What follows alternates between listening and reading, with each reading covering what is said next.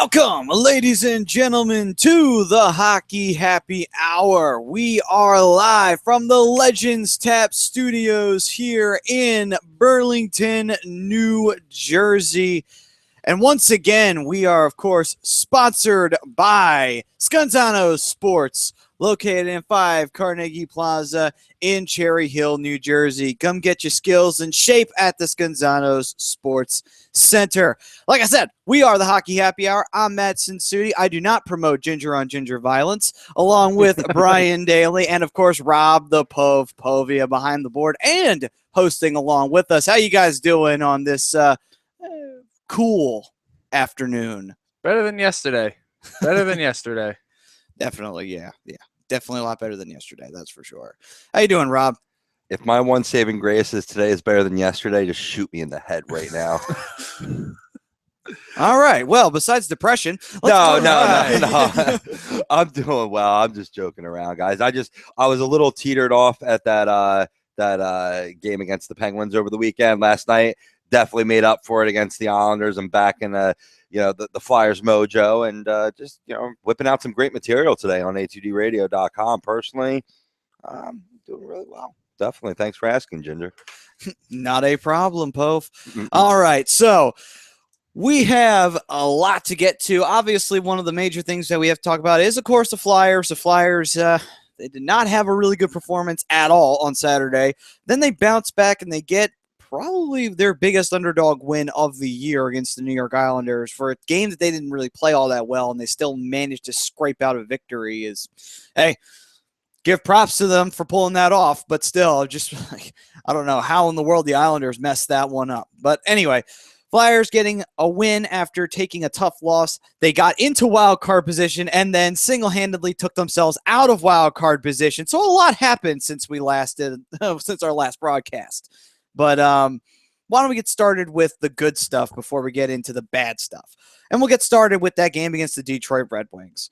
Probably one of the most dominant first periods that I've ever seen the Flyers put together in quite some time. It looked like I was watching the Legion of Doom era Flyers, the way they absolutely skated all up and down the ice on Detroit. The Red Wings had no answer in the first period. It was one-sided all the way. Yeah, in the first period, you had a shot total 23-3 in favor of the Flyers. When have you seen that type of disparity? Now, Flyers are getting more shots on goal, more shots hitting the net and not getting blocked or missing the net. So it wasn't surprising there. What was surprising was that defense shutting down what's really a young, high-flying Detroit lineup led by Dylan Larkin. And then also got to give praise to the 38-year-old Pavel Datsyuk. Yeah, you do. You can't ignore that at all. I mean, the Flyers, in all regard, though, they even did really well from just responding to the Red Wings, who came right back at them in the second period and managed to hold on to their lead and then put some more pace behind them, and were able to put the Red Wings down permanently in the third period. But all that aside, though, I just love the way they came out of that game. They came out fiery. They knew that they could win this game and then win the next night and then take a playoff spot from the Red Wings. Now, albeit the Red Wings had to lose, which unfortunately they did not against the Columbus Blue Jackets. They won their game against them, of course, and put themselves back in the playoff position. But still, the Flyers managed to give them a scare within just a matter of 2 days. It was no debate in that. The only thing that I would take away from this game as a negative was their power play going 0 for 6. Yes. Other than that, I thought the game was pretty well in the Flyers' favor. There wasn't much that they did wrong. Yeah, I mean, the funny part is that I forgot that they did that when until you brought it up. They did so well that it disguised the fact that their special team from the power play went 0 for 6, and they did do good on their penalty kill too in that game where they wound up in the box only once, really. One time that stuck out to me the most, where one time they got thrown in the box, and that was in the third period, and I was like, "Ooh, wow, that's the first time thrown into the box, and it's the third period." I think that alone deserves an award, because this is a team that loves getting thrown in the penalty box, especially for some stupid stuff, and that's usually because of Rocco Gudis, but yeah, they played a very disciplined game and That was very surprising. Well, now we move on from a really great performance against the Red Wings, and now they're facing off with the Chicago Blackhawks. Now, this was a game that everyone knew that obviously you have to win. You can't afford to lose, but you're playing in Chicago. You're basically not even 24 hours off of beating the Red Wings, which is a great win. It had to feel like a playoff atmosphere. It had to feel like a harking back to the 2010 Stanley Cup Finals going into that building that night because, quite frankly, it was do or die for the Flyers. If they won, they were in the playoffs. If they lose, the Red Wings have a chance to put distance back between them and the Flyers on that particular Thursday, which they did. But still, they get a great win against the Chicago Blackhawks. So the 3-2 victory, not an easy thing to accomplish by any stretch of the imagination. I give credit where credit is due. It looked like the Flyers were in a lot of trouble there, having to try and go into the United Center not even 24 hours after a big win. You're expecting a big letdown, but they didn't. They held on, and they performed very well against the Blackhawks. I got some scoring depth in that game, too, from Ryan White. Yes, they You did. don't see that often, and Rocco Gudis. So you got two very unexpected players who you don't see on a score sheet that often, helping out and getting a huge win over a very tough Chicago team in a very tough United Center. Absolutely. Where did these 4 goals come from Racco Gudis? This isn't what we pay him for. We pay him for that mean hip check that we saw last night against the Islanders. But it just goes to show you what Hackstall's philosophy is. Don't have to be a proven goal scorer. Just shoot the puck on net. Crazy things happen in this league, and some of his rich shots have been tricky, not even deflected. Good proper screen, and they end up in the back of the net like we saw in the game, as you pointed out, Brian. Yep. Well, now we got to turn our attention, of course, to the negative aspect of it. Obviously, the Red Wings getting a win on Thursday, that put the Flyers back behind the 8 balls. They were now 1 point behind the Detroit Red Wings going into this game on Saturday, which obviously for the Flyers made it a must-win. Now, keep this in mind, though, for Pittsburgh, this was also a must-win because the Penguins were trying to snag the 3rd place in the Metropolitan Division against the New York Islanders, which they managed to do after getting this win. The Pittsburgh Penguins, unfortunately, beat the Flyers 4-1. I know Mikey Klinkoff was more than happy to be watching that. He even posted a nice little comment on Facebook. Nothing like beating the Flyers twice. Congratulations. Your trophy's in the mail. You still have to beat the Flyers 2 more times this year. But it's not the loss that gets me. It's how the Flyers played that gets me. Because the Flyers played with nothing at all. No jump, no nothing, no aggression.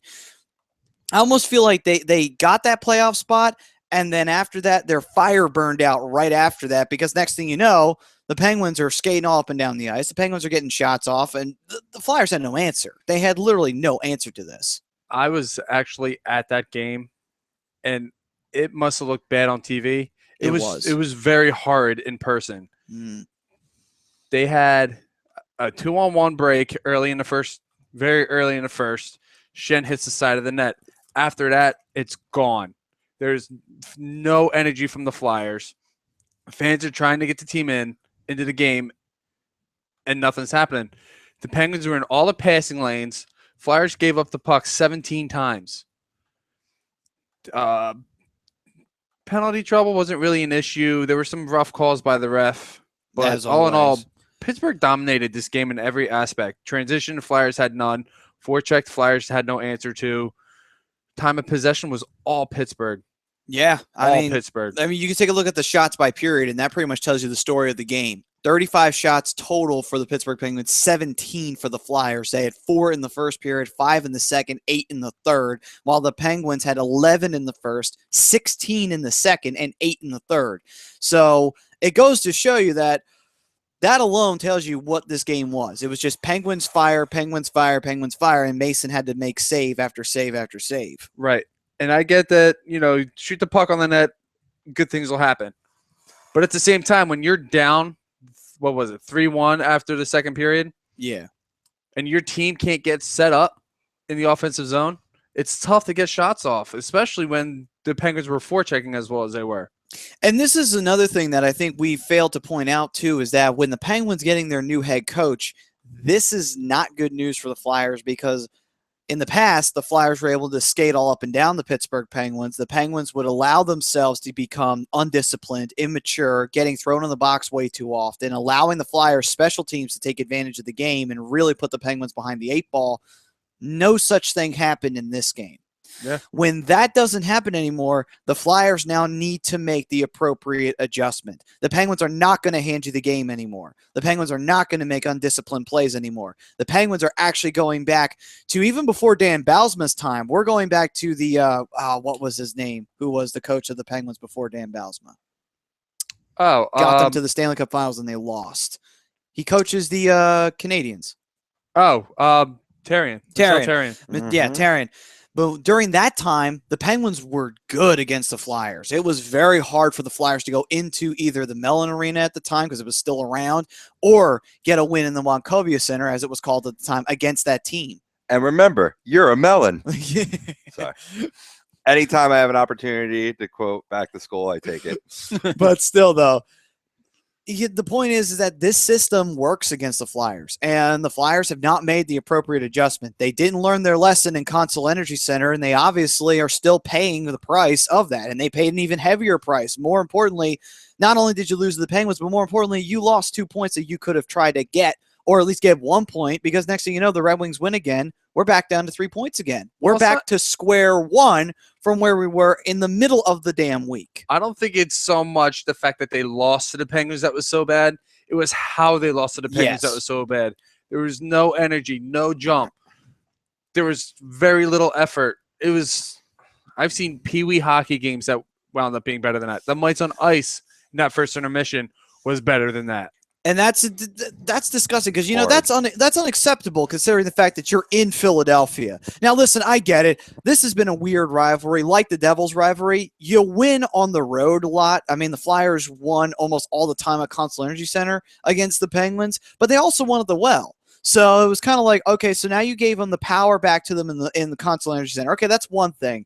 But now you're going to allow them to beat you again on your home ice. I get it. We were never great against the Penguins in Philadelphia ice, but we could have at least held strong on our own ice and could have said, hey, guess what?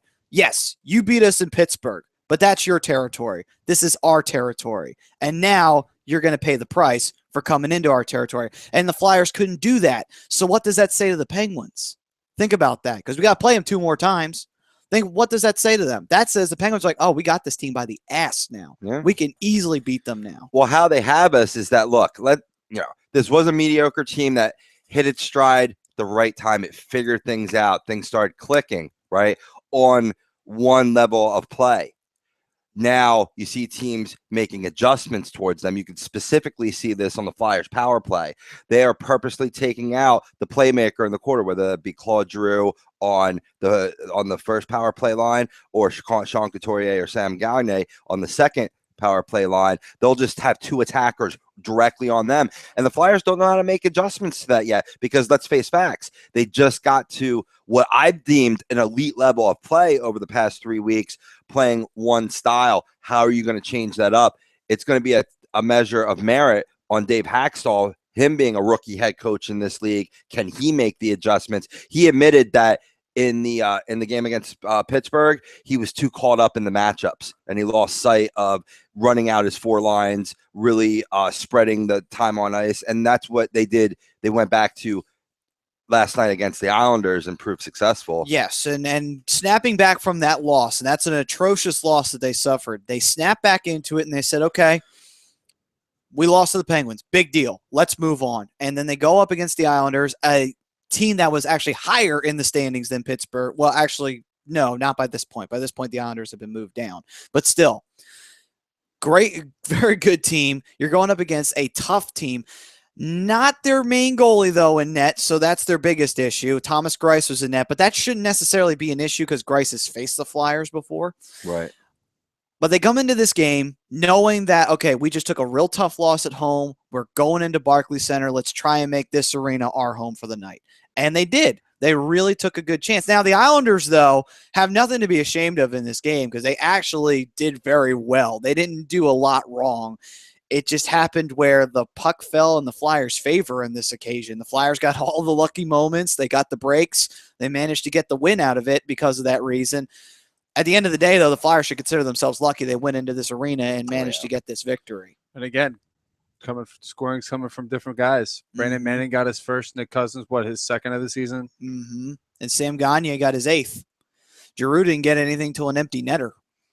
Which was good to see, man. He was doing all the work on the faceoffs, in the boards to get rewarded like that and have the top line appear on the score sheet as both the Shen and Simmons got an assist on that was good to see.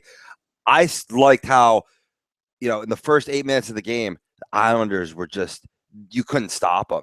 You couldn't even hope to contain them. They were outrageously on the Flyers' ass practically all time on ice. They had the first 6 shots on goal in the game, and then only 2 thereafter in that first period. And he noticed again the trend in the second period too, which really helped identify a fault in this Islanders team.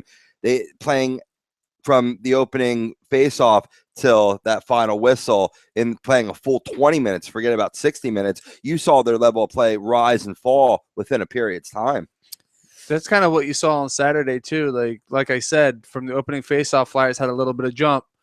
Giroux and Shen had a 2-on-1. Shen hits the side of the net. Everything's gone from there. Right. So you can see the rise and fall, and it can happen at the drop of a dime. Yeah. And the weird thing, though, about the Islanders is that they've become a streaky team in this going down the home stretch here, because they've been taking some tough losses here or there that they really shouldn't be taking, considering the fact that the team has been holding strong this long. But I think Halak going out hurts them a lot more than we've given that credit to, because just like what happened with the Canadiens with Carey Price, everyone thought the Canadiens were well on their way to possibly even representing the East in the Stanley Cup Finals. Next thing you know, Carey Price gets hurt and the whole season goes to shit. I don't think that will necessarily happen with the Islanders, but it could if the Islanders let this become a problem, because you lose to the Flyers, who you have no business losing to. Not only that, you lost to the Penguins in a game that you were competitive in. Don't get me wrong, you lose to the Penguins and the Penguins were competitive with you. Okay, tough loss. But again, you don't want the Islanders, for this particular team, you don't want them to go on a trend where, okay, we'll win 1, but we'll lose 2. You do that, doesking matter what position you're in. True. You wind up missing the playoffs with that. And it's a shame, because the Islanders are such a good team on home ice. They're 21-9-4 on home ice. Too bad they can't sell it out. Yeah. It's a shame. I knew that move to Brooklyn was horrible. But yeah, it is a shame, right? I don't know if this is true, but aren't they talking about moving them back to Nassau? Yeah. There is that actual talk of them, and they can get rained on the whole time while the regular season goes on. Hey, because the building is it's so old. Right. From what I understand, the Barclays Center is not a great place to go to either, unless you're sitting at center ice. Well, it's a basketball arena anyway. It was only meant for the Nets. It wasn't really meant for the Islanders. Yeah, but the thing was, the Islanders ownership screwed the pooch so bad that they had nothing to do for the Islanders. They had no arena built for them, mostly because the scam artist ran the team at the time when he was trying to get the new arena built. So obviously the money wasn't there. Right. And they just kept, when Charles Wong took over the team, the Islanders literally did nothing through that entire process of no idea of where they're going to move to, no idea how to get a new arena built. Nothing was done. The only thing that happened was that the Islanders actually made the playoffs. That was the only thing that happened that was worth noting during that Wong era of ownership. Not a nothing done there. But that's a shame too, because when you think about it, though, with the Islanders having those 4 straight cups, you think, oh, well, this must be a really great team. Not really. Yeah. After the early 90s, this team's been nothing but a laughing stock. I mean, it's so true. Go through the mid 90s into the early 2000s, the Islanders are embarrassing to watch. It is, but you know what? In the last couple of years, they've done a lot of great stuff with this team, and this team is really on the rise, and they will be a Stanley Cup contender within, I'd say, another year or 2. Oh, they will be. I have no doubt in my mind. I just, I kind of hope that this team finds its place, because I have no hate for the Islanders. The only New York team I don't hate. I mean, I hate the Devils. I hate the Rangers. I can't stand either one of them. I can't stand their fans. I don't mind the Islanders. I really can't hate them. I feel bad for them, if anything. I can't hate them. Well, it evident in your analysis before or whatever, you were saying just all the breaks went towards the Flyers. I disagree with you a little bit there. I think they made their breaks in that game despite getting trounced upon in the first halves of each of the first, second, and third period, and then give credit where credit's due. Steve Mason played very, very well last night. And I was going to say that Steve Mason keeping the Flyers breathing in this. And that's actually kind of ties into our Twitter poll question a little bit. And we'll answer that later on in the show. But just so that you guys can go on and get some last minute voting in is, can Steve Mason keep the Flyers alive in this wild card race? I think he can. We've seen Mason do it before. He single-handedly got us into the playoffs once. I think he could do it again. Just my personal opinion, but that's just me. But we'll let that simmer, and when we come back, we will be going straight in to Around the League, and we got a lot of fun little things that we're going to address when we hit that route. But this is the Hockey Happy Hour. We are sponsored by Romeo's Termite and Pest Control. If you have any pests in the house, make sure that you get in touch with Romeo's Termite and Pest Control. We are the Hockey Happy Hour, and we will see you guys in just a quick second.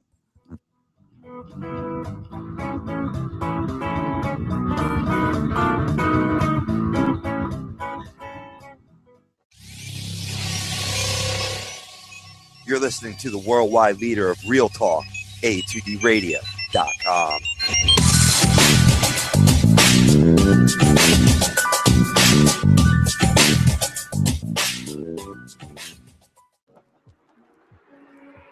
A2DRadio.com is sponsored by Romeo's Termite and Pest Control. Family owned and operated, Romeo's only employs the safest, most effective methods to rectify your situation. Whether it's at your house or at your commercial residence, no matter what the concern may be, they'll get the job done. Raccoons, squirrels, bed bugs, termites, you name it, they'll take care of it. Satisfaction guaranteed. Give them a call at 856-341-3927 or look them up on Facebook at Romeo's Pest Control or visit their website at www.romeospestcontrol.com, your local pest control provider.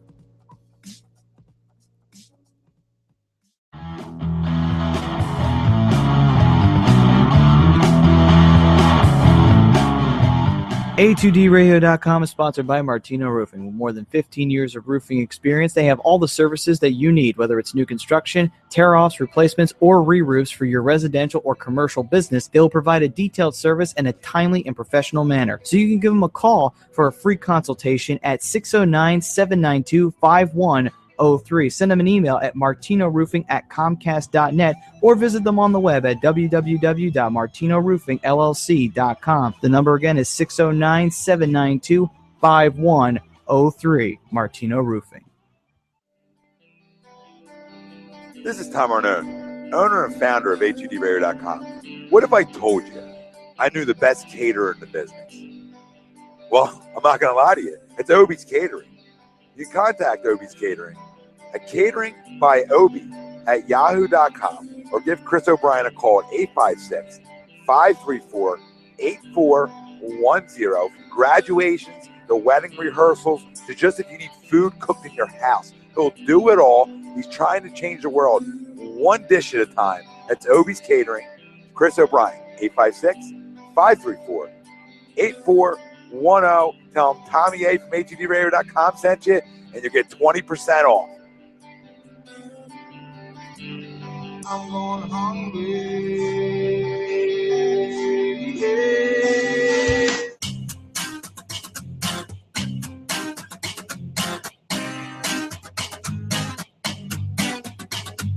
A2DRadio.com is proudly sponsored by Gibson Mayer LLC Certified Public Accountants. Gibson Mayer, located in Yardley, PA, is a leading accounting and business consulting firm with a proven track record of handling critical issues with expertise across many different industries, including construction, distribution, hospitality, manufacturing, real estate, service trades, merchandising, professional services, and professional athletes. Give them a call at 215-369-3300. That's 215-369-3300. Your initial consultation is always free, and if you tell them that Tom and Mike from AM and the PM sent you, you'll receive 15% off all income tax services completed by February 15th. That's Gibson Mayer LLC Certified Public Accountants, 215-369-3300, or visit them on the web at www.gibsonmayer.com. That's gibsonmayer.com. You're listening to the Hockey Happy Hour, only on A2DRadio.com.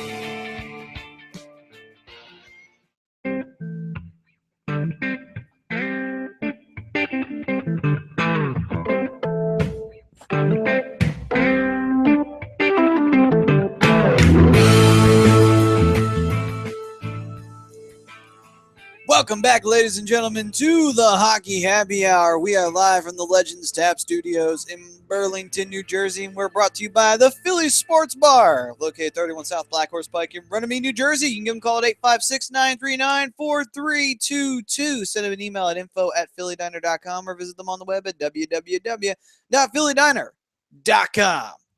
They also have 40 HD TV and plasma screens, so let that sink in before you head on over for a possible playoff hockey night or basketball if you're into that thing.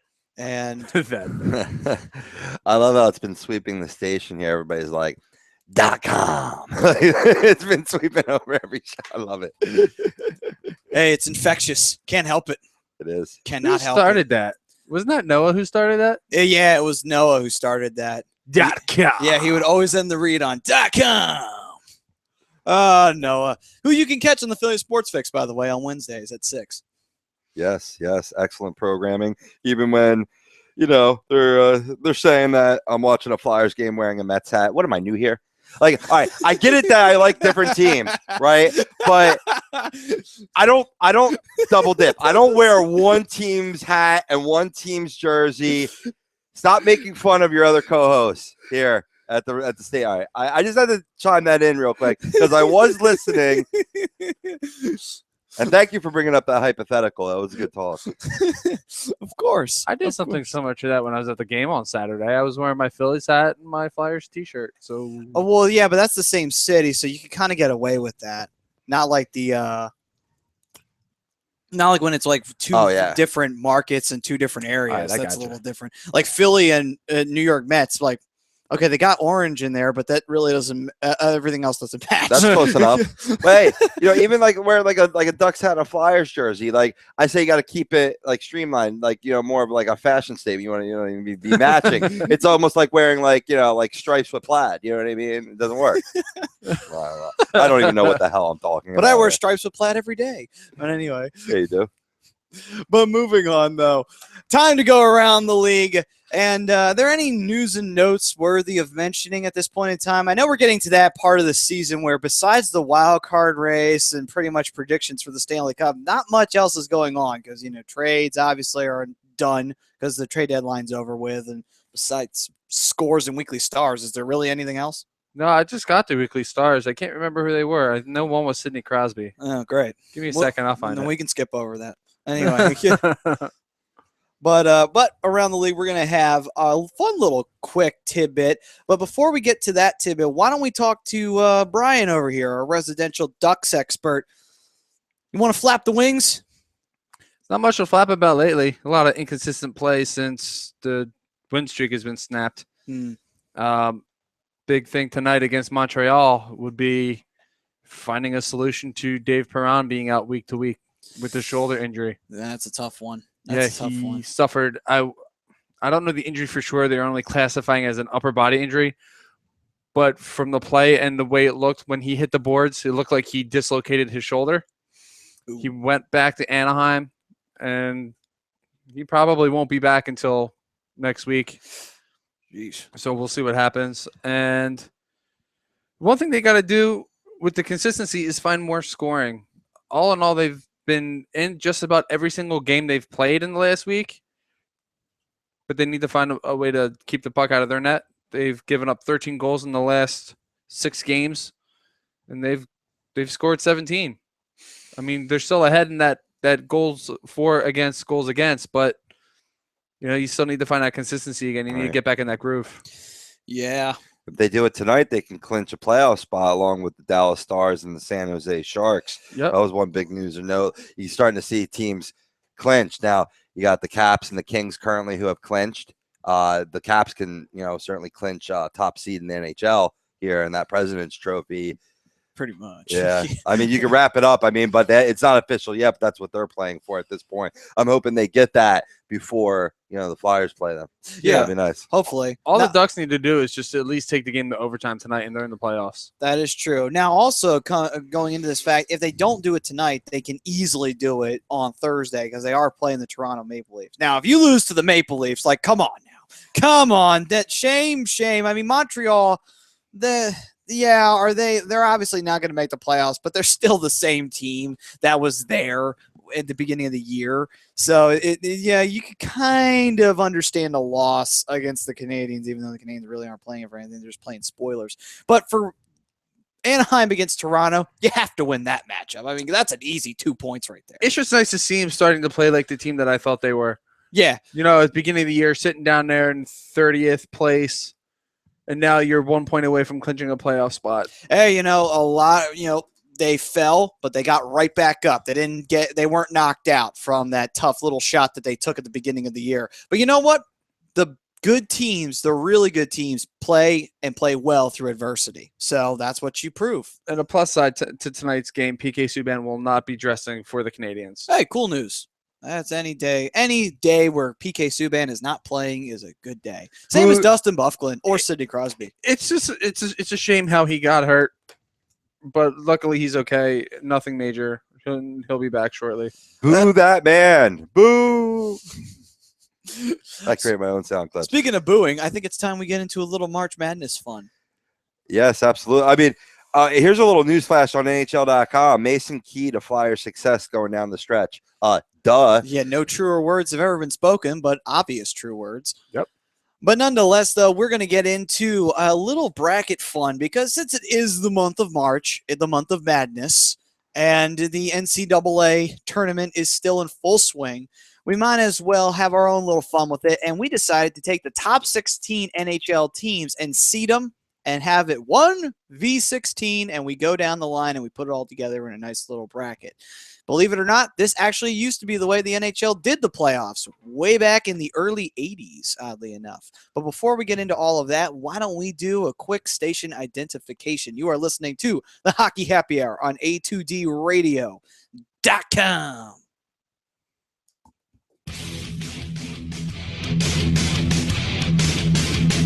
You're listening to A2D Radio, A2D Radio, A2D Radio at A2DRadio.com.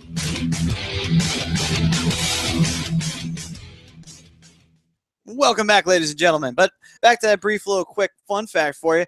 This was the way that the NHL used to do this. They used to seed 1 through 16. They used to have all the teams face off with each other 1 through 16 and reseed them down the line until it came to the Stanley Cup Finals. That's how the Flyers and the Islanders wound up meeting in the 1980 Stanley Cup Finals. They can't do it now, but back then you could because it's just that oddball scenario there. I think they should do it that way, though. Looking at my bracket and just thinking about it, it makes the matchups that much more fun. It does, because they only play each other twice during the regular season. Some of the matchups. Well, not even just that. It's the travel. It's the jet lag. It's all that stuff. It makes it that much. It's more dramatic. It'd make a series like we have LA and the Islanders. Mm-hmm. Matching up against each other. That would make that series a little bit more interesting. That would, because it'd be like, wow, these guys never face each other, and yet they're facing each other in the Stanley Cup playoffs. This is going to be fun. It's definitely intriguing, and I don't want to be a negative Nancy here or what have you, but how fair is it to have so much riding on a playoff matchup when you have so little exposure to the team? You know what I mean? That's something I can't get over. I love the bracket system. Anytime I can fill out a bracket this time of year, it's a good time. Yeah, but you know what I mean? There's so much riding on the line. Do you really want it to rest upon a team you've only seen twice in the year? That's the only point I have to make. I hear you on that one. I just think it's even fun because it makes the Stanley Cup that much more worthy when you win it. It's just like this team definitely is worthy because they had to face a team they never face. Plus, I mean, not to discredit my own argument, but I mean, how much of this game is about studying film? You can study film on all the other teams. You don't have to. You absolutely can, but at the same time, seeing him on film and seeing him on the ice, it's two completely different situations. True. And it's a game of split-second decisions. One bad mistake, and boom, you lose. Yep. You play hockey, no, you lose. But let's get into it. And let's see. I'm going to get started here with mine. I divided my up into the 2 bracket system where I have my left-hand side will be the Campbell's bracket. We're going to go back to the old days here if we're going to do it this way. Nice. And the right side will be the Wales bracket. So why don't I get started in the Campbell's bracket here, and we're going to get started with the Capitals versus the Flyers. And oddly enough, the whole situation, the seeding, the Flyers would make the playoffs because they'd be the 16th team, but they'd face off with the Capitals. So nothing changed. They're still competing for the exact same matchup in this system as they would that they are now, if that made sense. But anyway, let's get into it. Obviously, like I said before, not much has changed. I mean, the Flyers, I'd love to see them get a great victory over the Capitals, but for them to squeak it out, it would take a miracle against the Capitals. I mean, I love this team, but, it's still not there yet. It's still got a couple of things that it needs to get, on lockdown before it can officially call itself a contender and before it's competing in the Met. So, yes. Now continue. Oh, okay. But I'm going to say that the Capitals win this in 6. The Flyers get a couple of wins, but they lose in 6. Do you believe in miracles? Yes. No, sorry. I was waiting for you to finish this. Okay. I didn't want to be rude and not let you do it. But moving on. I'm in full agreement. Washington wins that series. I think it's actually pretty handily. Yeah, you think that it's a sweep or in 5? 5. 5? So you don't even give the Flyers a second win? No. Oh, wow. I'm sorry. Washington is they got too much. Oh, screw you too. Anyway, moving on. All right, Rob. In that matchup, I mean, it's tough. See, if it was just that they were an offensive juggernaut, I could see the Flyers coming up with some tactics. They got pretty solid defensive play going on right now. Even Andrew McDonald has been playing well. And I never thought I would say that this year, right? But with more time on ice, he has upped his game. Especially against Islanders last night, except one really bad giveaway in the beginning, for the first shot in that game. That was pretty god awful. I was yelling at him. That was Braden Coburn move. Yeah, it really was. But he's been playing well, and defensively they've been playing well. But here's the thing, though. Capitals just aren't an offensive juggernaut team. They play good, solid defense. They play solid special teams. They're great on the power play, great on the penalty kill, and fantastic goaltending from Brandon Holtby. That spells disaster. I don't care who they're playing in the first round. They're beating them, and against a Flyers team, they'd be lucky if they squeeze the win out. Probably that would have to be like either Mason or Neuvirth standing on their head. Agreed. And Washington has one other thing that the Flyers don't, and that's consistent scoring depth. True. Mm-hmm. The only reason I gave them 2 wins is that I think Steve Mason and Michael Neuvirth could pull off a victory. Now, Michael Neuvirth would be back in time for the playoffs. He'd be out for the rest of the season. He'd be back for the playoffs. Hopefully. Because one of our listeners pointed out that Ratko Gudas had the same injury and was out 4 months. Ooh. It's torn meniscus in that knee. It's tough. It's tough out. But see, he might have had a severe tear. You know what I mean? With the meniscus, it's really just that clear fluid separating the patella to the knee joint there. I'm not really good at medical terms, but I know the nature of the injury. I've had the injury before. It can be very painful, but if it's not a strong degree of a tear, could have that in his favor. They said initially 3 weeks, which was pretty much for the remainder of the season. Once they saw the tear, it was definitely the remainder of the season.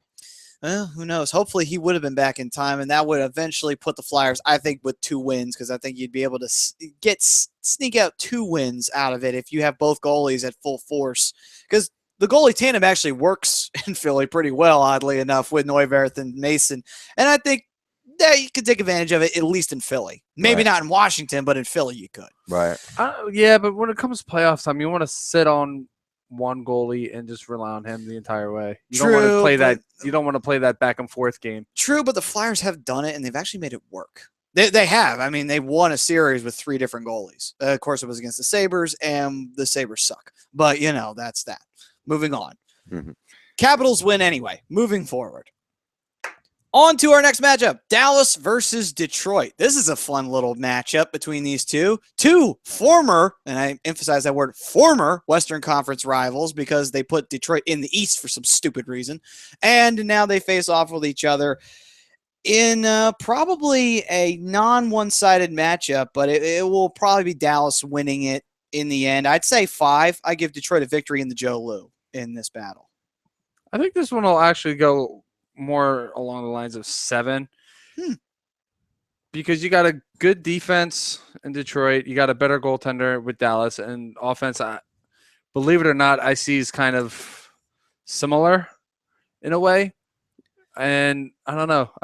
Dallas sneaks it out.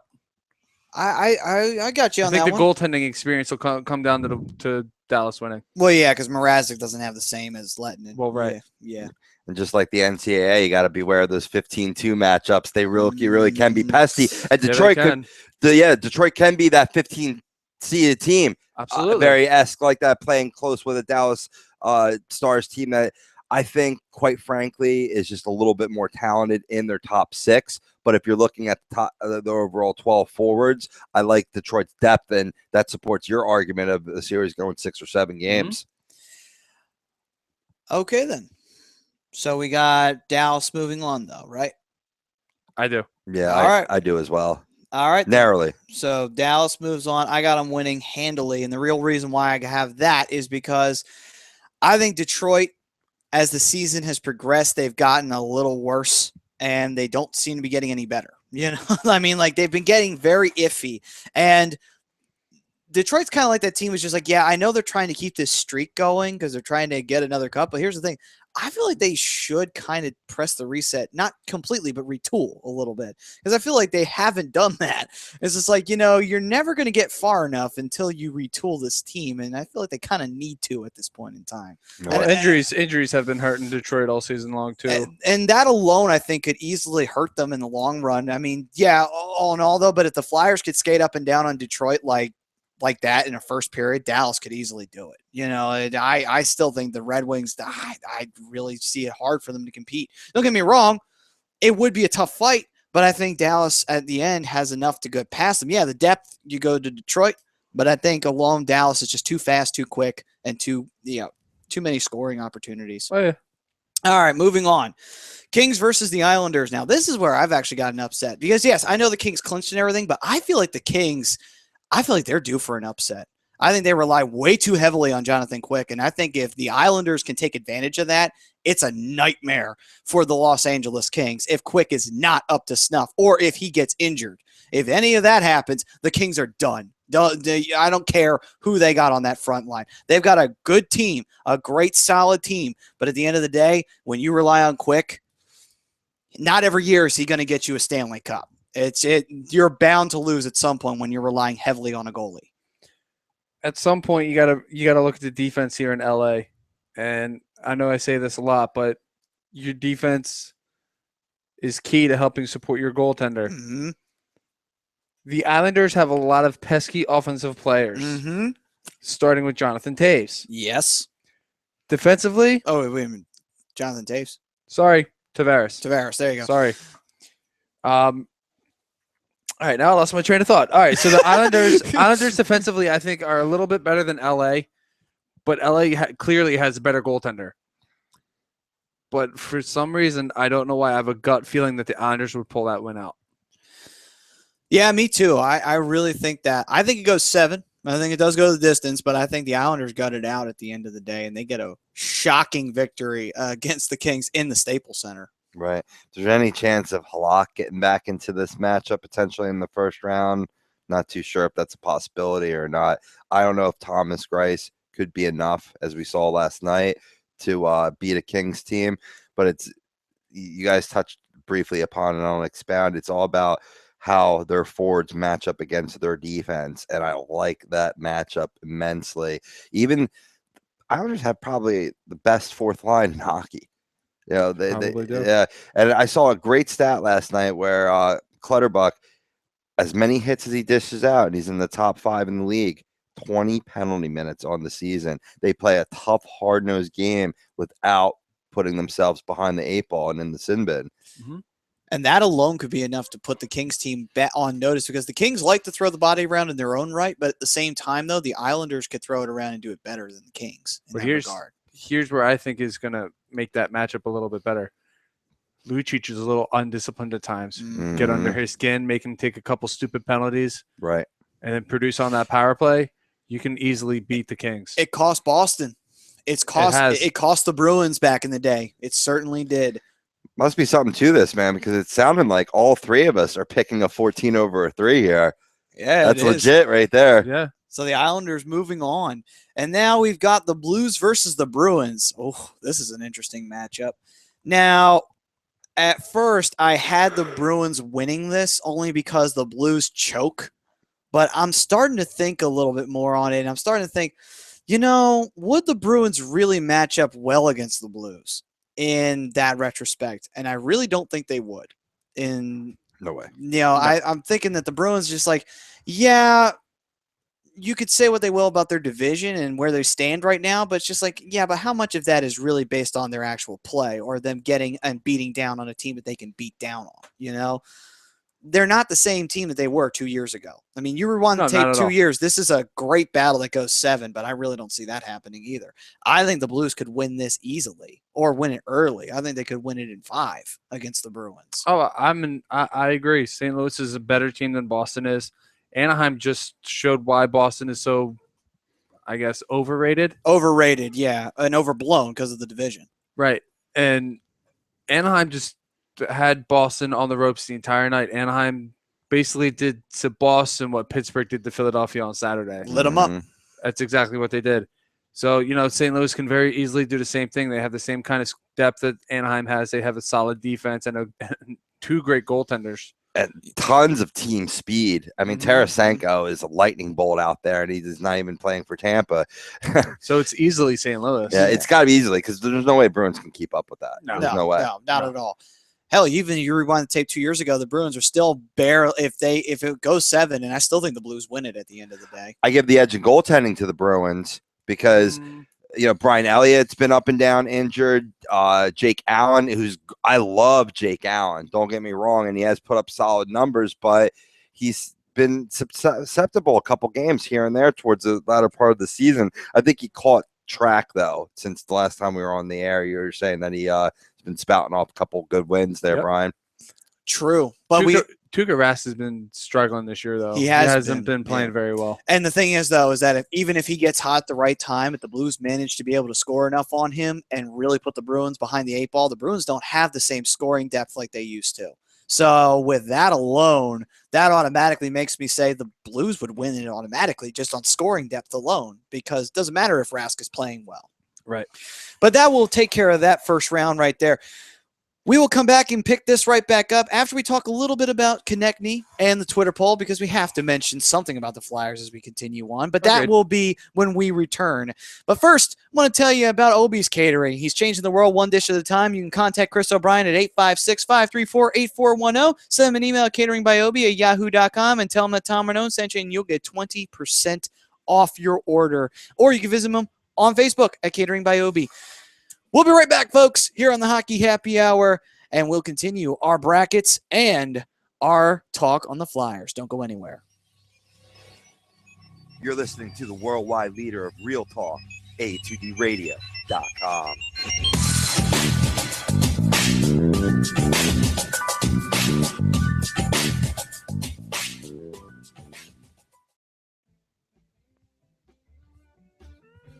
This is Tom Renone, owner and operator of A2DRadio.com and host of Agree to Disagree. If I want to go check out a ball game, there's no better place than the Philly Sports Bar located 31 South Black Horse Pike in Runnymede, New Jersey. With over 40 plasma and HD TVs, a brick oven, a 2-story deck, the sports bar has surpassed everyone's expectations. From the one-of-a-kind sports memorabilia to life-size sports figures, the bar stays true to its name. The Philly Sports Bar will provide quality service along with outstanding variety of the finest liquors and well-known beers in a family-friendly environment while remaining true to what they are, the best darn sports bar. That's the Philly Sports Bar, located in Runnymede, New Jersey.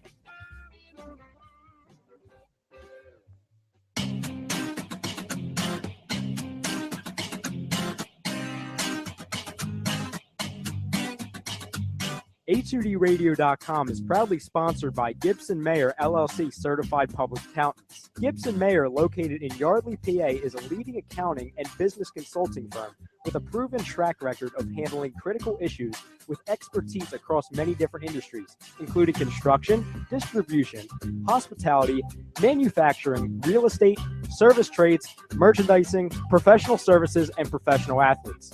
Give them a call at 215-369-3300. That's 215-369-3300. Your initial consultation is always free, and if you tell them that Tom and Mike from AM and the PM sent you, you'll receive 15% off all income tax services completed by February 15th. That's Gibson Mayer LLC Certified Public Accountants, 215-369-3300, or visit them on the web at www.gibsonmayer.com. That's gibsonmayer.com.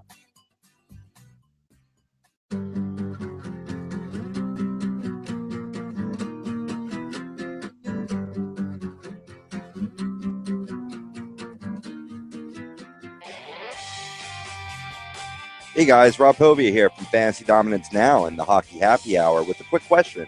Are you in need of a professional home improvement? Then contact Harry's Contracting, 609-638-6336. That's 609-638-6336. No job too big, no job too small. The owner, Harry Ernst, is a fully licensed general contractor. Tile work, bathroom and kitchen remodeling, and just about everything else. No matter what you need, Harry will leave your home looking as beautiful as ever. Harry's Contracting offers free estimates, and if you mention A2D Radio during the estimate, Harry will give you 15% off the quote. Give him the job, tack on another 5% for a total of 20% savings off his already insane low prices. So contact Harry's Contracting today, 609-638-6336, or email Harry's Contracting Improvements at gmail.com. Harry's Contracting, insane home improvements.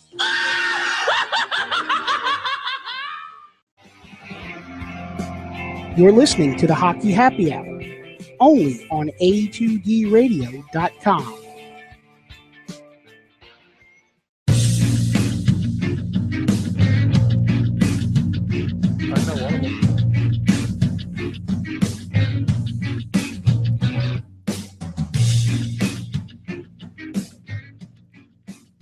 Welcome back, ladies and gentlemen, to the Hockey Happy Hour, where we are all about the ice. We're not about nothing else. Nothing else? No, nothing else. It's all about ice. Well, sometimes Just gingers ice? are all about taking your soul, but that's another story. No, for no, another no, day. no. That's during my metal show. Ah, love it. Not Metal during this Madness, eh? Don't let Yep. Eric Hartman hear you say that. Screw you guys, I'm going home. one.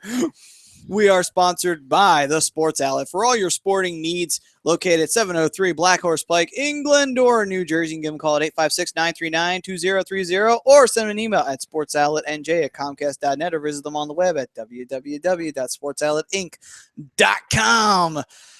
And you know what? And for all you squash enthusiasts, lacrosse, highlight, all those fun little sports, you can go ahead and go to the Sports Outlet. They'll take care of you over there. Little shuffleboard. Yeah, a little shuffleboard, ultimate frisbee. I don't know if either of you guys have ever played lacrosse, but it is a very fun sport to Yeah. play.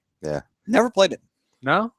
I've played. Well, I know it's a lot similar to hockey, so I guess in a way you kind of. It's fun. Yeah, I played in high school. It was fun. I mean, from playing hockey, I'm sure it's fun. I just can't watch it. There's been two sports that I've played that absolutely kicked the shit out of me. One was rugby, and the other one was definitely lacrosse. Oh, yeah. It's tough, man. You think that with no boards that there's no checking involved. That's oh, bullshit. no. Yeah, That very yeah. much is. Especially little love taps with the lacrosse stick to your shins. Oh, Yeah, good times. No shin guards. the too. worst. That's how I play. The worst is when you're wearing your elbow pads and the defender swings his stick at you, full strength, Oh, and catches you right between the pads. Oh. Ooh. Yeah. Yeah. That feels great. Well, not only that, what's the craziest part is the ball itself. The ball itself is like solid concrete. Steel. It's steel. Still, you get hit with that thing, you might as well just make your last will and testament out. You're not surviving that. That is just unbelievable. It hurts. But nonetheless, though, moving on, we're going to take a quick break from the bracket. and we'll talk a little bit about Travis Konechny, who's been lighting the lamp up down in junior hockey, because I know we were doing the bracket, but we got to get back into the Flyers here for a quick second before we head back in. So, what about Travis Konechny, man? He is just lighting the lamp up down there in that junior hockey world, man. It is exciting to see a young forward making his presence felt. I mean, Gostisbehere made his presence felt on the college scene, winning with the Union Dutchman. And now we got a guy who's a forward, who's an offensive forward, absolutely tearing it up down there in junior hockey. I'm excited. I'm really excited. 100 points for Travis Konechny. For the Flyers fans, you got a lot to be excited about with this kid. There's no doubt in my mind. The Flyers are in need of a scorer like him. Yes. Yes. He can dish the puck. He's got, what, 71 assists on the season? Uh-huh. Yep. He can dish the puck. He can shoot the puck. He's got great offensive awareness. Who else on that roster right now, aside from Claude Giroux or Jake Voracek, can you really say has that kind of awareness? Nobody on the forward standpoint. Right. I mean, no doubt about the it. closest one would be Braden Shen, and that's it. Yeah, and Braden Shen has, that's a good point, too. He has been playing well, and he's been another example of how you can still play hard, check hard, not get yourself thrown in the sin bin for it. But Konechny is just a pure-out scorer. Right, and that's something the Flyers need bad. Picture this, though. Travis Konechny could be the Eric Lindros of Shen's Leclerc. Think about it. I like that. Shen's the big guy in the whole situation. Konechny's the scorer. Hey, big guy. Yeah. I like it. Back in the day, man, that's what Leclerc was known for, was for throwing people around. He was not known for scoring until he came to the Flyers. So, you know. Hey, and the Flyers need a natural winger. They do. They really do. And Konechny is that. He's a natural right winger, and I don't think the Flyers have very many right wingers. No, they don't. They have a lot of converted centers, and that is not a good thing, by the way, folks. First, hockey structure one-on-one. Don't take centers and try to make them wingers. It is not the best thing in the world to do. Your team will suffer for it. The other way around could work, a center to a wing. I mean, a winger to a center, but I don't know. I think I agree with you there. A big thing I agree with is Travis Konechny being just a pure-out blatant scorer. You guys mentioned that he's up to 101 points on the season thanks to a 5-point effort last night. I'm sorry, that would have been on March the 20th. Excuse me. And here's a big thing, though. He was traded to the Sarnia Sting in January, and since then he's got 56 points in 31 games. Ooh, nice. Yeah, dude. So here's my question to you guys. Yes. Does he make the roster next year? It's a very good question. I mean, he was really cool to watch during preseason this past season. He was fun. He can fly. He can fly. That's the crazy part. I mean, the only thing I would have to judge, like with all rookies, is can he handle the body mass? That's the only thing I'd have to say. And I know a lot of people are like, well, why does that matter? Like, it matters a lot because a lot of the guys in the NHL are big guys and they can throw your ass if you're not up to snuff. If your body hasn't matured yet to your full frame, or you haven't grown into it yet, and these guys are still growing, by the way, it could cause some issues with injuries and such like that. That's the only question mark I have. Other than that, though, if he's ready to go, I'd say do it. Why not? I mean, why not throw him onto the team and get him ready to go? Because you know what? We need scoring badly. I mean, and he could be that guy who kind of, just like Gostisbehere, takes the team by a storm and says, hey, guess what? I'm the other sensation that you guys have.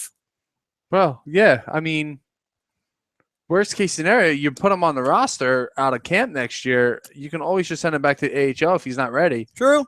And you can always play that back and forth game. I don't recommend it, but you don't obviously don't want to play back and forth. That could hurt confidence a little bit. But yeah, I mean, he could always get that little extra bit of seasoning down in the AHL if he's not completely ready. True. I mean, I'm excited. I can't wait till he's officially put on there. Now, hopefully Hextall doesn't take too long of a wait like he has in the past, especially with Gostisbehere. He waited way too long to bring him onto the team. I don't think he'll wait with Konechny, especially if he's putting up 100 and some odd points in a season. I wouldn't. I mean, if he's ready to go, I wouldn't. It'd be foolish for him to do it.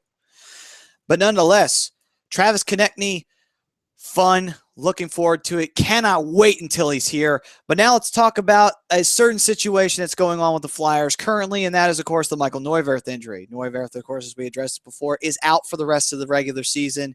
If the Flyers make the playoffs, they could, by chance, possibly bring him back if the tear is not too bad, if it's not one of those serious injuries like the one Gudas had.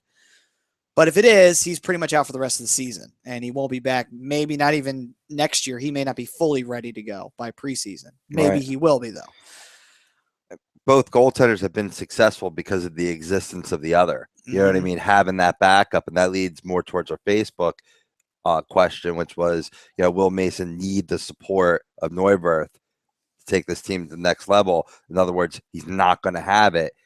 Will that be a depreciation to it? Last night, not so much. And here's the facts, boys, is that, okay, it hurts Neuvirth. He's been playing really well for this team. They have a phenom in Anthony Stolarz. I've been praying for him to get opportunity to play in the NHL for so long. They brought him up, never played him. We're probably gonna see him tonight against the Blue Jackets. I'm about to look that up in a second, see if that's confirmed, because you would think in a back-to-back scenario. But they did guarantee that we will actually get to see this kid play in a Flyers uniform. That's exciting too. That is, but I don't know if that's a good idea, putting him up against the Blue Jackets.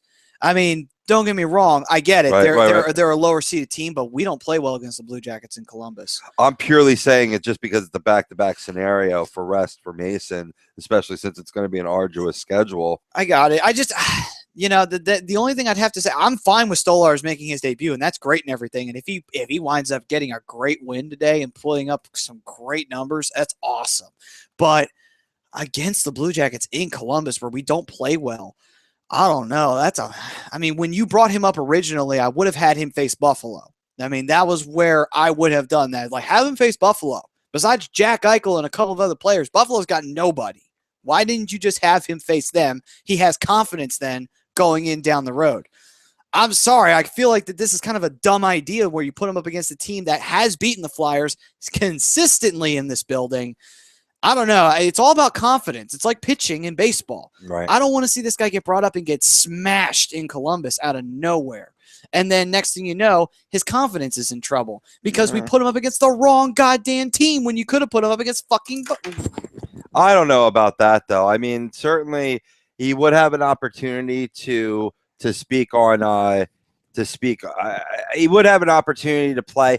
I don't think it's like a pitcher getting the confidence shaken. A goaltender is too strong-minded for that, and it's one game. It's one game in a long career. If it was, let's look at how he started in the AHL. He had a very rocky start in the AHL, and now he's playing lights out. I think he'll have the similar adjustment level when you come to the NHL level. And just it's still unconfirmed who's starting for the Flyers tonight.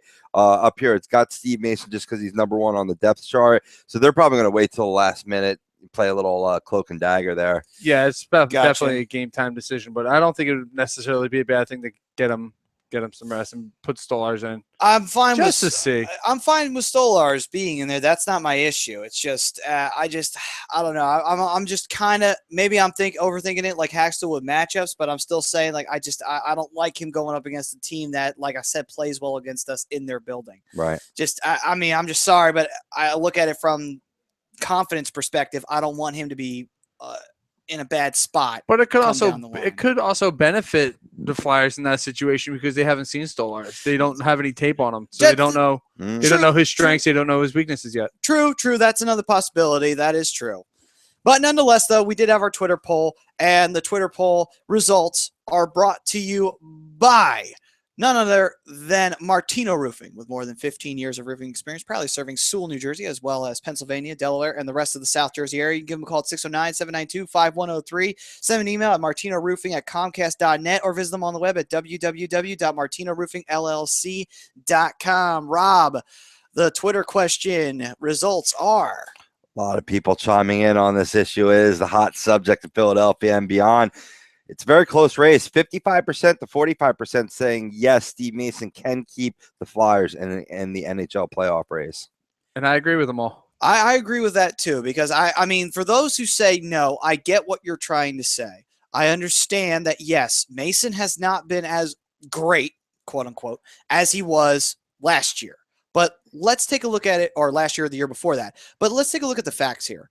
Mason had a bit of a rocky start, but the whole team did at the end of the day. Right. The entire team. Not only that, you can't blame Mason for any of the tough losses that they've taken. Maybe 1 or 2 on the regular season, but that's any goalie in the NHL. Not only that, the defense sucks. Let's just remember this. Our defense is awful. And yes, when they play well, they're overachieving. We know this by fact, and we know this by history because the team has left him on an island so many times.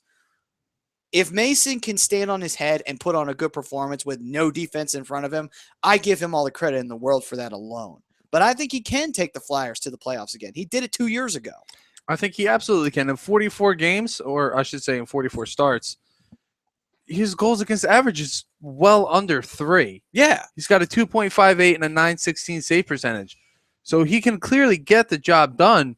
It's just a matter if the defense can continue to support him, the offense can stay consistent, and the special teams, it's penalty kill especially, because in the last 4 games they're 100%, can stay on point and help keep the puck out of the net. Yeah. And also Mason must not also kick any in like he did on Saturday. Well, thank you, because you just set me up for a nice spike right now on this subject. The numbers are great. Right. You know, I mean, not great. They're good. Right. You know, I like Neuvirth better in both save percentage as well as goals against average. But still, whenever you're above 920 and below 3 against, that's pretty good. You're in good company, and it's not reflective of 2 game over 500 record that Steve Mason owns. His problem is letting in the soft goal at the wrong time, and even like you said, kicking it in yourself or whatever. He's been much more composed in his career. He just doesn't have a handle on things because he's used to being the rock steady guy, and it's been, you know, very a true tandem, so to speak, between the two. Well, then this might be the best thing that could happen to him with Neuvirth being out. Oh yeah. This could actually wind up turning into the Flyers' favor. It's just like, hey, listen, you got no competition now. You're the guy we go to. So unless we want to bring up LaBarbera and try that, which I wouldn't. No, I mean, you also look at it this way. Neuvirth has also played, 13 less games? Yeah. But he's also made the very most of those 31 games that Neuvirth has played. And I think Mason's done the same thing, too. It's just like Grab said, the soft goals. Yeah. Now, unfortunately, there was nothing that Mason could do about kicking that puck into his net. His shot went wide, bounced back, and kicked off his skate in the net. Nothing you can do about that. Nothing you can do about that. You know, it's not your fault. That's like blaming Grant Fuhrer for that one shot going in on him where, what's his face? She literally shot it into his skate and knocked it right into the Edmonton's net and eliminated them from the playoffs. Yeah, bullshit. You know? Bullshit. Rule number 17, play like a champion. You know what I mean? No, I mean, but why aren't you studying those boards? And because it was just the deflection off the back boards behind or whatever. You got to know that they were pretty lively boards that night. But yeah, I mean, that's happened. I'm just joking. I got that. The only thing though that I would criticize Mason is sometimes he's a little too aggressive, and especially on the puck. And I don't think he can stick handle that well at all. And I also don't think he can shoot the puck all that well because there's a lot of times where he's tried to shoot him up, in keywords, tried to shoot him up the boards, and he turns it over. Right. So if Mason can stop doing that, really, I don't really see much other fault. So I was just like, don't be aggressive. Just do what you do, block shots, do what you're paid to do. No, but all in all, I really believe that Mason can get this team to the playoffs, and if they can catch the right matchup, get out of the first round. Yeah, that's the main goal right now. I mean, right now, though, where I stand, I still think Mason can do it. He did it 1 year. What's to say he can't do it again? You know? It's true. And moving forward, he's a good match for this team as we start bringing up a lot of these young defensemen that are fast, can really get to the puck well. He won't really need to have to touch the puck very much. You know, maybe just flattening it out behind the net. That's fine. Yep. You know? Yeah, that's fine. Yeah. You don't have to be Ron Hextall. Don't need to channel the inner Hextall here. Right. Please, Right. don't do that if you can. Right. But a great balance for hopefully we can get Newey back into the lineup come playoff time, or at least for next year, because that's another good thing he brings. He stick handles the puck very well. Yes, you know, and that's a good complimentary piece, which is all you ask for. Yep. That tandem works so well too in Philly. It's the strangest thing. Right. Usually goalie tandems don't work, but here it does. Yeah. Hey, you know what's funny though, and since they're both being the same age, come draft time, I could totally see one of those guys getting traded. I could I wouldn't lie. I wouldn't be surprised. It'd suck, but not trying to start any rumors or anything. But Yeah. I could totally see one of those guys get moved. I see where you're talking about, and I know where I see what you're trying to do. I like where your head's at. Actually, you're thinking like Hextall. You're thinking, but also the reason why you move one of them, for Stolars. Yep, that's exactly the reason why you do it. But that is what's been going on, of course, with Michael Neuvirth's injury. Steve Mason having to come in. I think he can. Brian thinks he can. Rob, I'm sure you think he can. There's a few things that we have to worry about, but you know what? One is bad luck. The other one is maybe a little too aggressive, but he, and letting in the soft goal every now and again. But then again, so did Hextall. So, just be honest with you. Every goalie does. I've seen Gibson let in some soft goals. Anderson let up some soft goals. Every goalie does it. It's not like it's an uncommon thing. It happens to everybody. Lundqvist does it. Lundqvist did it a lot this year, oddly enough, but still. Well, oddly enough, when you put out this question last night before the ending of that game, I even voted no. I'll be honest with you. I did vote no because I just haven't liked the consistency I've seen from him. I don't think that he could carry this team on his shoulders alone, without Neuvirth. He proved something to me last night in that Islanders game. There was definitely one key save there late in the second period that changed the whole landscape of that. I think you hit the nail right on the head. He's a guy that plays well when he doesn't have to look over his shoulder and have a strong backup. And, maybe you're going to get the full betterment of Steve Mason because of it. And this is why goalies are like pitchers in baseball. It's all about confidence. It has nothing to do with anything else. I saw you tied it around there to prove me wrong. I like that. Yeah. I like your style. Go after yourself. Oh, it's all love, Rob, But moving forward, I think it's time we get back into our brackets because it is the month of madness. Before we head to break, we're gonna get started on the Wales side of the bracket here. Chicago and Nashville. This is a fun little ditty here, and this is a rematch actually of last year's Western Conference quarterfinals, which Chicago won.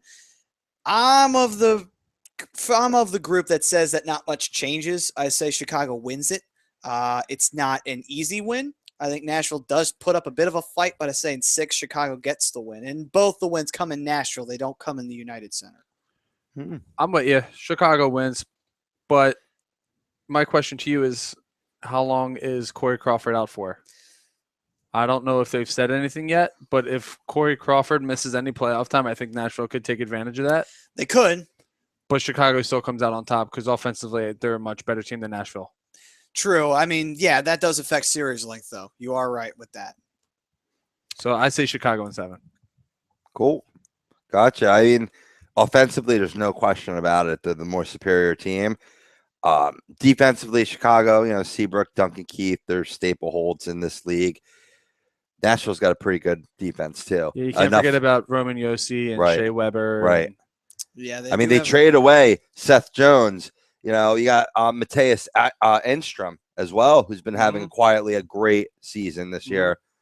Crawford's day-to-day. He's day-to-day. Okay, so Crawford, regardless of if he's missing time in the playoffs or not, Chicago's still going to win this. See, Crawford just day-to-day because I gave him like a nice little envelope to sit out this past week when we were playing in fantasy. I see. I got it. I like it. I like it. My ankle. I can't go for it. I guess you don't know what we're talking about. It was a little matchup between the Hockey Happy Hour and fantasy hockey this week. It was definitely a good matchup nonetheless. Getting back to this Chicago Nashville and this mock, this March Madness type tournament pool here for the NHL. Just like the NCAA, 12 seeds have a winning record overall against 5 seeds in the past 6 years. I have Nashville upsetting Chicago here. And it's not just to play devil's advocate. I believe they match up with them very well. I'd be curious to see what their season series is. But if you look at it on paper, like I said, I think that Nashville defense could shut down that top line. If they split the big two in Kane and Tays, they still have depth in their defensive lines to where they could still have a guy match up with each of them. And then Pekka Rinne. He's a guy that could steal games for you. I've classically been down on Corey Crawford, but he's constantly proven me wrong. Would depend on his health, but I still would give the goaltending edge to Pekka Rinne. So in a very slim, I think they would sneak out of a 7-game matchup and upset the Chicago Blackhawks. Well, Nice. keep in mind, with the addition of Andrew Ladd, reacquisition of Andrew Ladd, that moves Kane down to the second line. So that line's already split up. Yeah. Well, they'll go back and forth on it. Even within a game, I'll see the two of them split up. Then depending on the nature of the game, they always have the option to put them together. It's very similar relationship to Giroux and Voracek. Yeah, it's when Voracek's right. Just a line shuffle. They may not start out together, but by the end of the game, they'll have played some time together. Right. Oh, no doubt about it. They're split down the middle, 3-3. Not surprised. That's what I'm saying. That this is really this is a good matchup. I wish this would materialize in the true NHL playoffs, a Nashville Chicago matchup, because that'd be pretty good. May, who knows? Yeah, hopefully. I'd fly out to Chicago to watch it. I'd Go fly. pour a beer on Vince Vaughn. No, I know. I'd never mess with Vince Vaughn. He's God. I forgot that. We'll just party with him, right? We'll crash a wedding. Yeah. All right. Well, we'll get more into this when we come back from the break. But first, I want to tell you about our good friends over by hold on a second. There we go. I want to talk to our friends over at Harry's Contracting for professional home improvement. You can give Harry Ernst a call at 609-638-6336. You can send him an email at Harry's Contracting Improvements at gmail.com. Feel free to hit him up because he can get anything done that you need. This is the Hockey Happy Hour on HDRadio.com, and we will see you guys right after this. Welcome in to the worldwide leader of what? Real talk, HDRadio.com.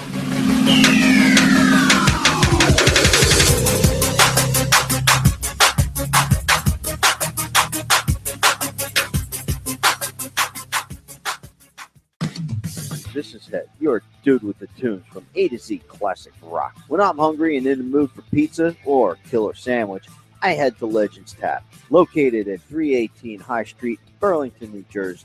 Pleasant atmosphere, delicious pizza, kickin' sandwiches, great iced tea, soda, or if you prefer an adult beverage, they have that also. 318 High Street, Burlington, New Jersey, Legends Tap, the best pizza this side of the Delaware.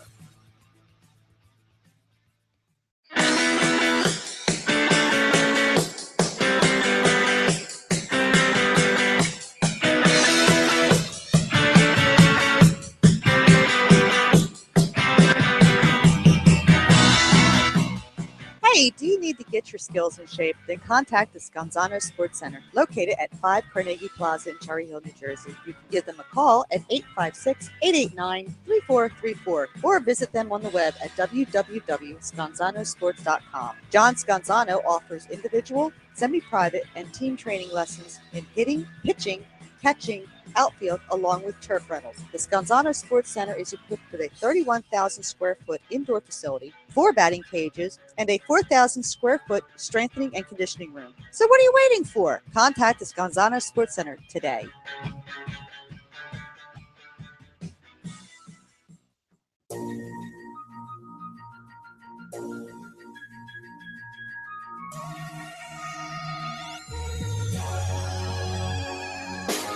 A2DRadio.com is sponsored by the Sports Outlet, located 703 Black Horse Pike in Glendora, New Jersey, with over 40 years of customer experience giving the latest in uniforms and equipment to sports enthusiasts of baseball, softball, football, basketball, hockey, soccer, and much more.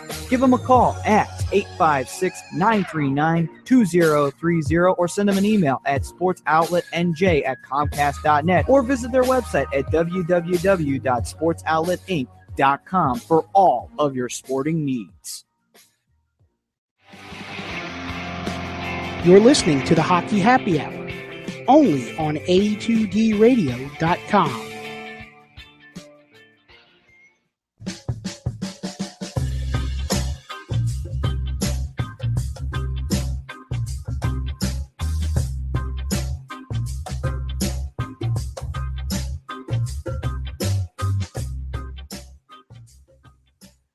Welcome back, ladies and gentlemen, to the Hockey Happy Hour. We are live from the Legends Tap Studios here in lovely Burlington, New Jersey, and we are also sponsored by Legends Tap, the best pizza this side of the Delaware, located 318 High Street in Burlington, New Jersey. Give them a call at 609-386-3001 or follow them on Facebook at Legends Tap.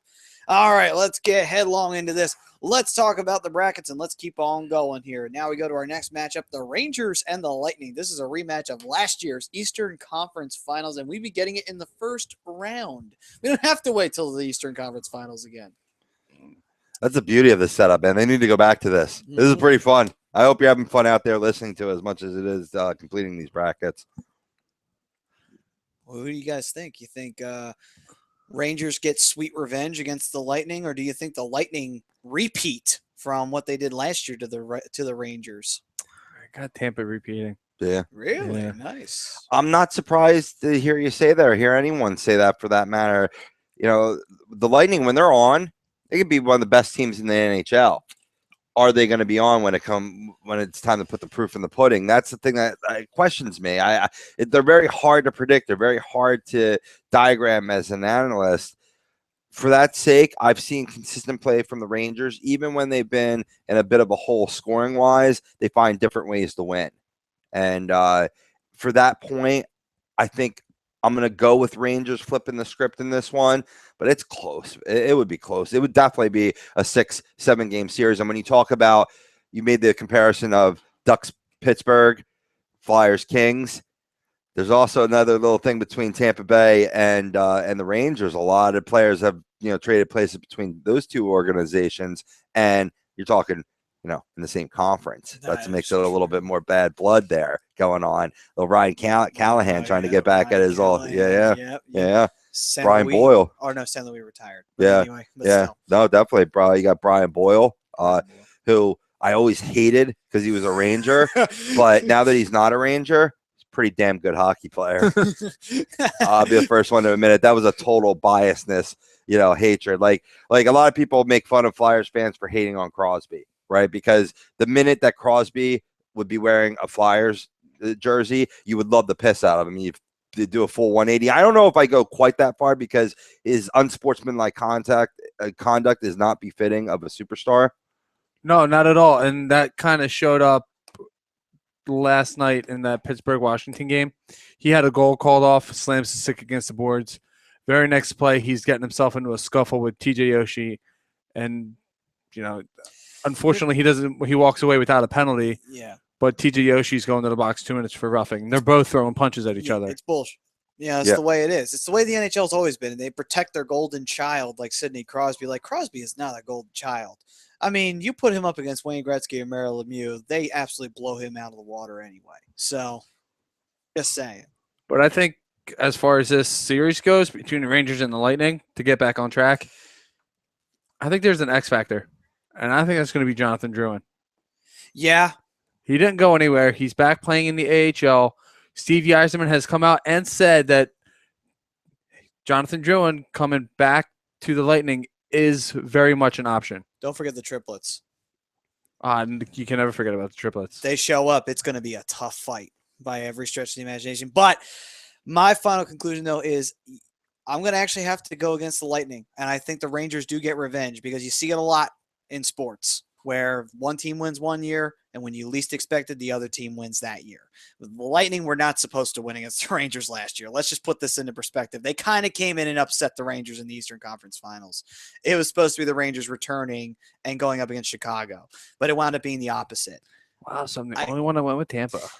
And that's my only real reasoning for it is that sports is strange like this, where the least likely you expect it, it happens. The Lightning lose in the first round of the Rangers. I think the Rangers win unexpectedly. They win against the Lightning. It's a tough fight. It's 7 games in my opinion, but I think the Rangers pull it out. Lightning, all they really have to do is get under Lundqvist's skin and make him throw another goal. Very true. Very, very true. Very true. It's a possibility right there. But I still have the Rangers moving on. I think the Rangers can do it. Excuse me. Sorry, I had to sneeze. Well, he's a Ranger, though. What did you bless you. expect? Thank You got to get that. I do know somebody who can prescribe something for that, by the way. Nice. Yeah. But, yeah, I think the Rangers move on. Definitely. All right, then. So now the next matchup. This is the fun one. Ducks versus the Penguins, the battle of the birds. One that can't fly. The other one that is a hell of a swimmer. Try to make the distinction. Yeah, right. Well, there's no distinction to be made in this matchup.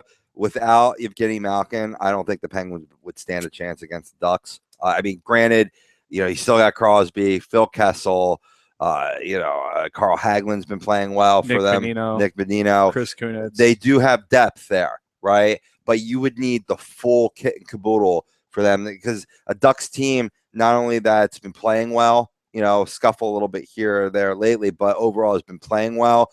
And now you're talking about speed versus size, right? And not to say Ducks are a slow team either. No, you know what I mean. They got the full picture there. I say the size beats the speed of the Penguins, and the Ducks would move on in that scenario.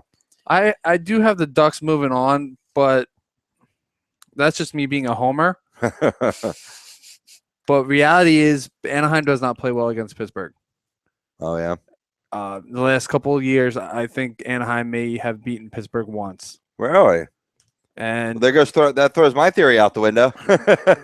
Believe it or not, yeah, I mean, Anaheim just doesn't play well against Pittsburgh. But me being a homer, I'm picking Anaheim just because. I mean, I hear what you're saying on that one, but I got the Ducks moving on too. And the real reason I do is because the Penguins, they have a choking hazard in their own right when it comes to playoff time. Or what they're such a talented team, but when it comes time for the playoffs, they shut off and they really don't compete against anybody.